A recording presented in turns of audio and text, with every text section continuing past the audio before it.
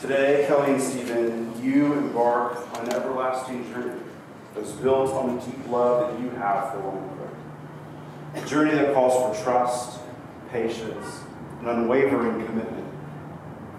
During your time of dating and your engagement period, you no doubt heard the wisdom of others about how to have a successful relationship, and now our marriage. And everyone has their own advice, their own 5 keys, their own 5 points for a good marriage. And certainly you should soak up all that wisdom.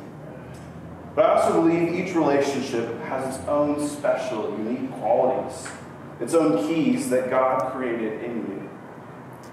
And if you, as a couple, diligently lean into these things, then you certainly will be together until death do you part. And I stand before you today with full confidence that this will happen. There's a beauty to how each of you have been created by God, and how God is using these unique characteristics to unite you two together as one. You see, one of those beautiful qualities of your relationship is found in Stephen's patience, his diligence, and his respectful pursuit of Kelli. Stephen, one of my earliest memories of you was on a missions trip.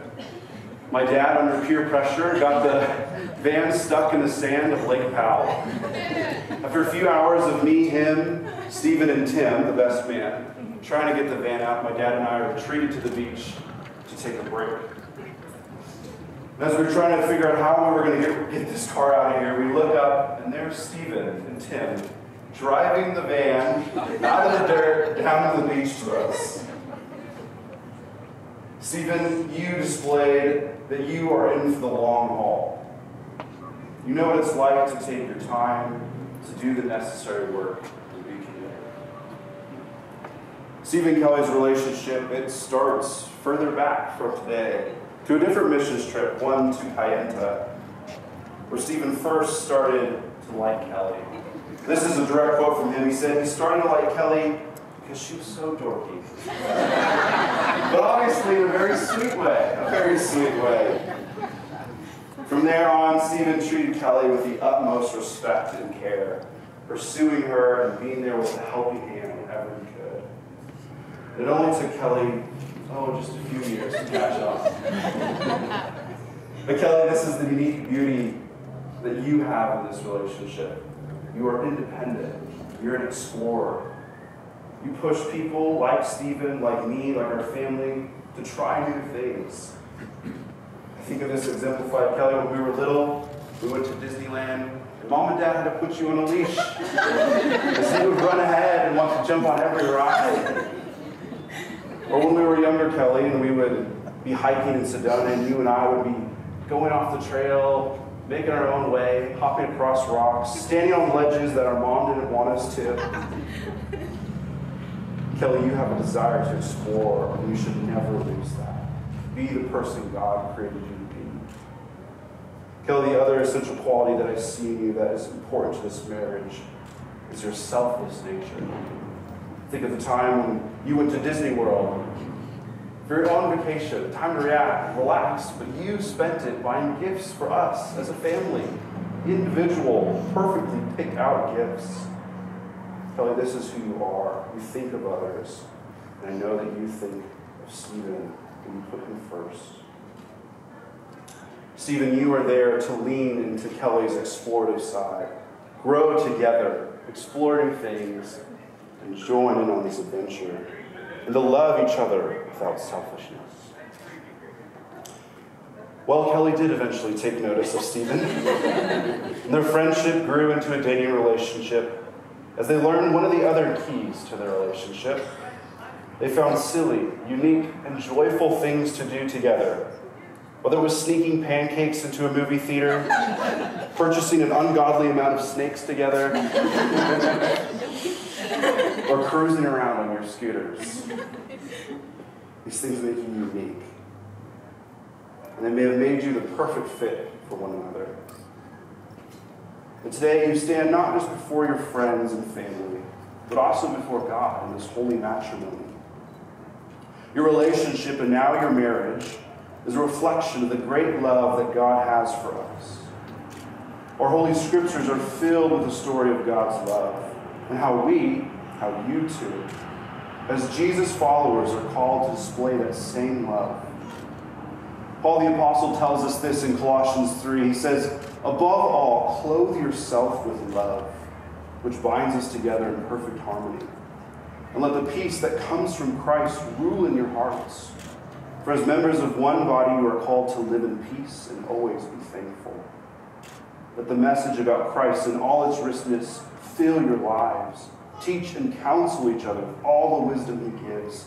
Sing songs and hymns and spiritual songs to God with a thankful heart. Whatever you do or say, it is a representative of the Lord Jesus, giving thanks through him to God the Father." Kelli and Stephen, as people who will now be in covenant marriage, you both are clothed with the love of God. And even now, the love that you have for one another. Paul's call here comes to you both, to always be teaching each other about Christ and lifting up each other in relationship.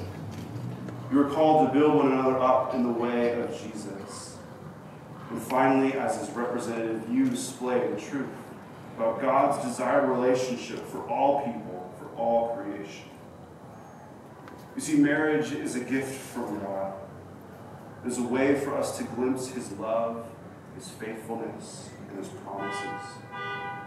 In the final book of our Bible, God reveals what will happen one day in the future when he restores all things and makes all things right.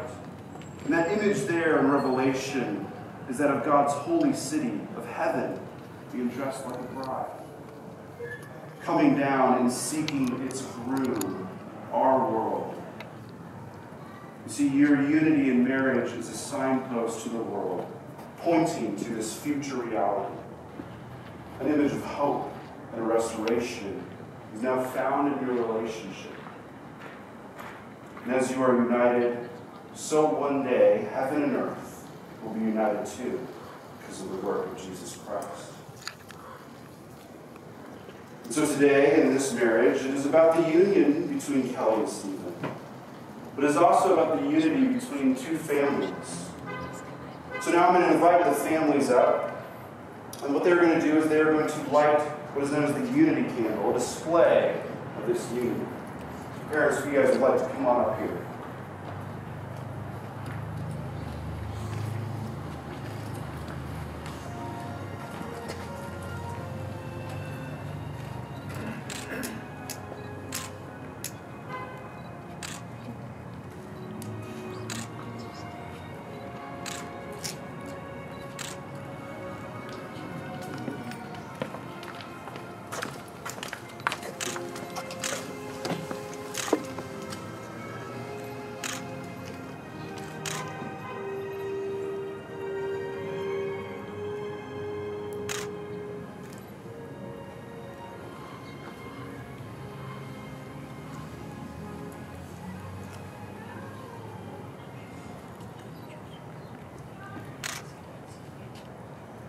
Now Kelli and Stephen will exchange rings and pledge their vows as a display of their commitment.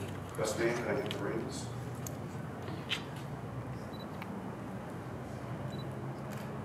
Stephen, you're going to put this ring in here. Oh, sorry. Kelli, you're going to put this ring on him. Yeah, this one won't fit you. Kelli, do you take Stephen to be your husband? To live together in the covenant of marriage? Do you promise to love him, comfort him, honor and keep him, in sickness and in health, and forsaking all others, be faithful to him until death do you part? I do.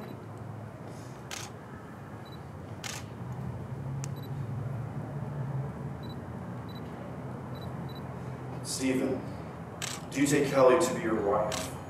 To live together in the covenant of marriage? Do you promise to love her, comfort her, honor and keep her, in sickness and in health, and forsaking all others, be faithful to her until death do you part?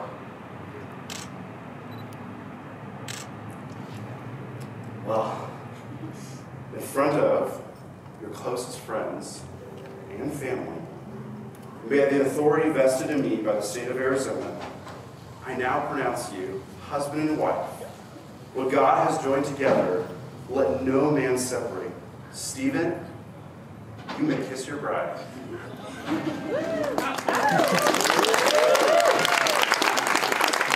Now we want to great honor and pleasure to introduce for the very first time Mr. and Mrs. Santa